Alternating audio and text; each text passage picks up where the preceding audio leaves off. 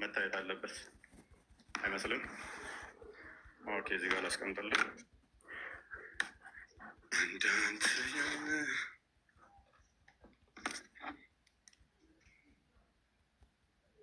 ኦኬ 5 ደቂቃ ብለናል። በዛ ነው የተስማማ ነው። በ5 ደቂቃ ውስጥ የምንጨርሰው። ቀጣይ ግን 20 ደቂቃ ነው። ኦኬ ልጻፈው፣ ቅድሚያ ልጻፈው። ምክንያቱም አርጊመንት ለምንናገረው ማስረጃ እያወጣን የምናሳይ አለበት። ችግር የለውም። ይመጣ ማወቅ አለብን። ቀድመን አሁን መጀመር ትችላለህ። ፎሽ ፕሊስ ተረጋጋ። የመጀመሪያ ዙር ስንት? 5 ደቂቃ በማስረጃ እየሆነ ሽፎያዬ እንዲረዱ ሁላችሁ። ቀጥል። ያስጀመርኩ ጀምር፣ እየጠበቅኩ ነው። እጀምራለሁ ብለሃል፣ ጀምር። ኦኬ ስለ ለምን የምትረብሸው ታዲያ? እኔ አልረበሽኩም። ማስረጃ ማለት መረበሽ ነው። ኦኬ አትረብሻ። ዝም በል አንዴ። ዝም ትላለህ አንዴ። 5 ደቂቃ አለን። በደንብ አስተውሉ። እንጀምራለን። ምንም ምክንያት ለማሳጣት ነው። ምክንያት ለማሳጣት ነው። ኡስታዙን ማለት ነው። አስጀምር ደቂቃ አለና ሀሳብን ጀምር። እፎይ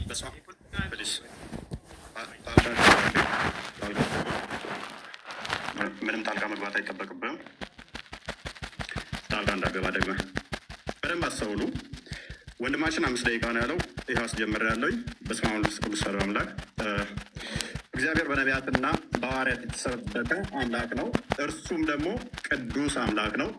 እኔ አምላካችሁ እነሆ ከግብፅ ምድር ያወጣኋችሁ እግዚአብሔር ነኝ። እንግዲህ እኔ ቅዱስ ነኝና እናንተ ቅዱሳን ሁኑ ይላል። ስለዚህ አምላካችን እግዚአብሔር ቅዱስ የሆነ ሕያው አምላክ አለን ማለት ነው። እንደ እስልምናውስ ሳሂህ አልቡኻሪ 49:59 ላይ ኦ ሙሐመድ I think your Satan has forsaken you, for I have not seen him with you for 2 or 3 nights. ኦ ሙሐመድ ወይ ሴጣኔ ተወህ ይመስለኛል ተብሎ ሲጠየቅ ለ3 ቀን ለ2 ቀን አብረው አላየሁትም ሲባል ሙሐመድ አላህ ምን አወረደ? በረፋዱ ምላለው በሌሊቱም ጸጥ ባለ ጊዜ ጌታ አላሰናበተህም አልተወህም። የሙሐመድ ጌታው ማን ነው? ሴጣን ነው ማለት ነው።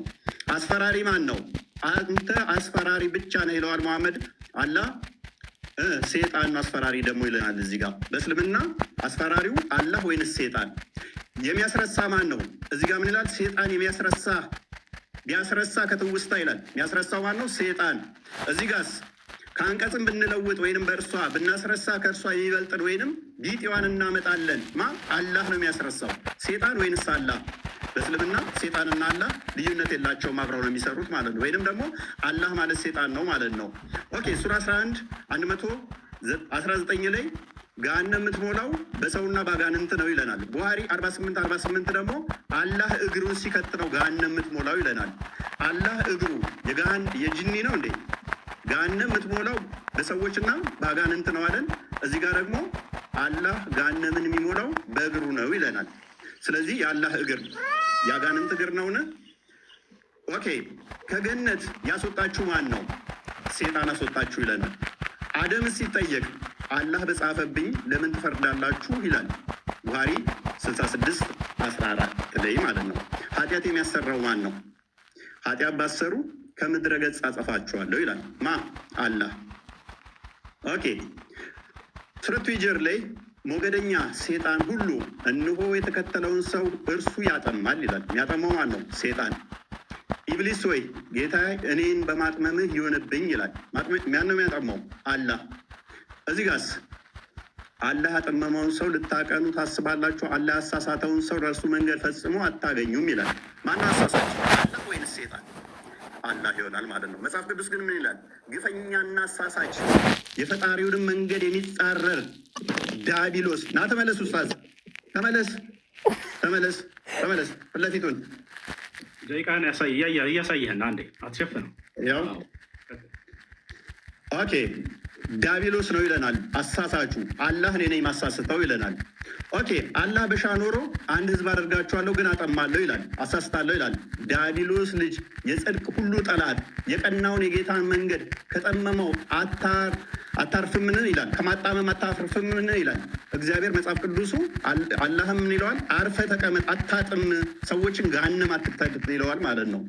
ሴጣን የሚፈልገው በሰዎች መካከል ጠብና ጥላቻ መዝራት ነው ይላል። እዚህ ጋር ስንመጣ ከነዚህም እኛ ክርስቲያንን ካሉት የጠበቀ ቃል ኪዳናቸውን ያዝን፣ ስለዚህ እስከ ትንሣኤ ቀን ድረስ ከመካከላቸው ጠብና ጥላቻን ዘራን ይላል። ማን ነው ጠብና ጥላቻ የሚዘራው? ሴጣን ወይንስ አላህ? አላህ ሴጣን ነው ማለት ነው። ኦኬ፣ በመጽሐፍ ቅዱስ ደግሞ ምሳሌ 6 ላይ ጠብና ጥላቻን የሚዘራው ሴጣን ነው ይለናል። አላህ ሴጣን ነው ማለት ነው። ማን ነው እሱ? አላህ። አድመኛው ማን ነው? አላህ ነው ይለናል ሱራ 3:54 ላይ። መጽሐፍ ቅዱስ ደግሞ አድመኛ የእግዚአብሔርን ስራ አይምን የስጋ ስራ ነው፣ መንግስት ሰማያትም አይገባም ይላል። እግዚአብሔር መጽሐፍ ቅዱሱ አላህን ገሃነም ነው የሚከተው፣ ገሃነም ነው የሚከተው። ፕሊዝ ለምን ኢንተራፕት ብታደርገኝ? ለምን ረብሸው? ለምን ረብሸው?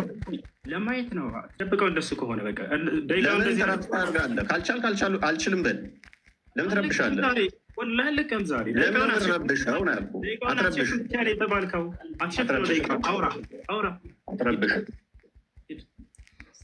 መያዝ እችላለሁ ብለህ ነበር እኮ ስለዚህ ጣልቃ አትግባ። ሜይ ቢ ጣልቃ አትግባ። ደግሞ አትገባም አይደለ ኡስታዝ?